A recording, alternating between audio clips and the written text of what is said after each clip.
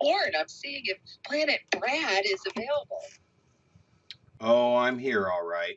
And yeah, so thanks to the timer, I'm going to try and fit this in here. But I think if you don't get resilience after this, um, you got to keep listening because somebody's going to break through. My story starts back in 86, married for the first time, right? Three beautiful daughters. Nothing's ever gone wrong. Things seem to line up. Well, actually, I used up all my bad luck when I was younger. So by the time I got married and had three daughters, it's like things started to go well. Well, 1995 turns into a divorce. For me, that was like death. I mean, I watched my aunts and uncles all get divorced, and then when my mom and dad got divorced and saw the fights, and this just was not an option. I was truly like, you marry once and you have a 50-year anniversary and then some, right? So here comes divorce, 95, hitting me in the face. Oh, but don't. This isn't resilience yet. I don't even know what resilience is then, right? I'm like 20, I'm in my 20s. I'm not even grown up yet. So, but in 97, I met Sonia, and she was so amazing. Like, she shows up in my life when I'm just miserable, down, I'm a failure. I'm raising three daughters by myself on a commission only business. And I honestly believe that she was an angel. Like, for me, that she must have done something amazing in heaven, and she got a trip back to earth to do something for a human, right? And then we have a daughter, and now my whole angel theory seems to be going out the window because it's like, okay, wait, now seriously, this is what happens on Planet Brad. This is how we think there. And I'm really not totally mentally, I'm not clinically mental yet, but I am definitely mental. Yesterday I said I have a couple screws loose. Oh man, this thing's shaking apart, right? No, but seriously. You're a little crazy. We couldn't be friends. None of us. I'm just saying. Yeah, I love Tony. He always supports my craziness. But honestly, she is like an angel. Red hair, blue eyes, fair skin, the most gorgeous girl ever. I mean, I have four absolutely beautiful daughters, right? But then I'm thinking, well, crap, she's got to be half angel, right? I mean, how does this happen? And 20 years married, we build an amazing real estate business. The blended family is unbelievable. Like Sonia took on my three daughters like her own. We raised, four beautiful kids. Her nickname was Smooches. If you entered a room, if any of you showed up anywhere where we were, she would walk up knowing that we were friends. She would walk up and smooch you. So that was her nickname, right? March 13th, 2015, I'm in Louisiana speaking at a real estate event. My first wife calls me at 10 a.m. and lets me know that Sonia's been in an accident. She was in a head-on collision.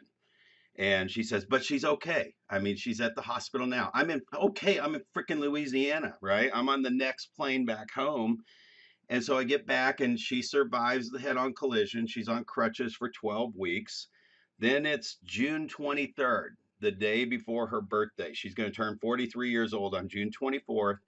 She had had trouble sleeping. She's off crutches for 2 weeks. We're getting back to life. Everything's good. Now, that was her resilience right there, if anything, fighting back from that thing. But on June 23rd, she's in bed snoring. And I'm thinking, great, she's snoring like a trucker. She's finally getting some sleep. About 10 a.m. that morning, she's still snoring. We can't wake her up. She does not respond, totally just snoring mid sleep. So we try to wake her up, call ER. They get her in the ambulance. They lose her for about 4 minutes on the way to the hospital. The ER loses her for like 4 minutes. And we don't know all this is happening while we're following the ambulance to the hospital. And they have to induce a coma. That turns into a 5-month trek where I am taking her around the country, 3 hours away, to try and get her out of this coma. We're talking the nodes on the brain. There's whole entire cave things of people watching her brain waves, trying to get her brain to quit seizing, but enough of it had died during that 8 minutes that she was not coming back. You guys, that was my permission. I had all the permission in the world to just curl up like a ball and just rock back and forth, and everybody would have left me alone and felt bad for me. And I remember one day when I did an ST plunge onto the couch, and I just was like, oh my God, what am I going to do? And I hit that couch, and then my coach brain kicked in. Dang, coach brain. It was so ingrained. I'd been coaching for 10 years at this point, helping people break through things that were happening in their life. And most of my conversations was, your kid's sick. Yeah, but did you call your bill, the companies that send you bills and tell them to stop sending them for a week because your kid's sick? No, they don't do that. You got to get up and go, man. Let's go.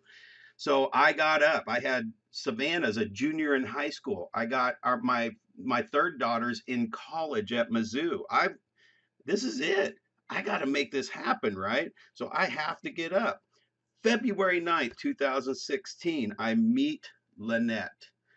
Now that was resilience, right? That was resilience showing up. And luckily, my training, what I had to be a coach and become the coach I was at that point in my life for 10 years to be able to know to do that, right? And I met Lynette, and here's the part of the story I really want you to hear where resilience showed up. It put me there in front of Lynette. Now we're talking February 9th, 2016. This is 3 months after you lose your wife. Oh, that's too soon. I mean, you can't move on. I wasn't moving on. I was just getting up and going for my daughters. And Lynette enters my life, and we are friends for the next 2 years. And that turns into the most amazing, like, dream marriage that anybody could possibly have after losing your wife of 20 years. It's like, you're seriously giving me another chance. So I talk a lot about get out of your comfort zone so that when bad things happen, it only sucks you down to your comfort zone. And that's where I was in that resilience point when I met Lynette.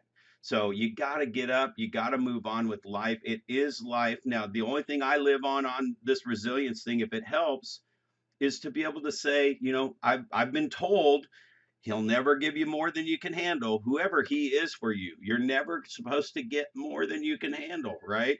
So I'm like, okay, well, I guess I'm going to live through this. But really, it was just resilience, getting up, moving on. And if I would not have done that, and if I would not have known this topic today, and even expanding it today with everybody's stories, guys, I would have missed Lynette.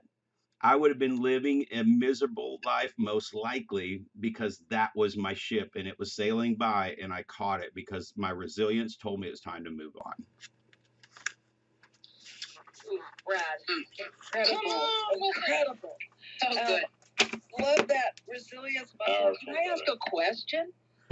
Was spirituality any part of it, or I don't know if that comes into it or not, but I'm just curious. Oh, yeah, absolutely. I mean, for me, I am a Christian. I'm a Lutheran of the Lutheran following. I grew up in a Lutheran grade school from kindergarten till that and went to the public schools for a while. But I will tell you, I was the typical kid, though. I mean, during college, man, I was out. I didn't go to church at all. I partied up, had fun. But the minute I had a child, we were back in church. I mean, I was Sunday school teacher, and that's just me, right? But yes, very, very spiritual. I mean, I wouldn't say I wake up every day and read the Bible, and I wish I could meditate more. Now, I say wish, I know I can. I just don't. I'm not over the top, but I live knowing that there is a greater place that I'm headed to. Yeah, first of all, the resilience that you created for yourself, the way in which you've thrived amidst so much unanticipated consequences or circumstances is extraordinary. And there is, I just hear within it all, I'm going to call it a love for life.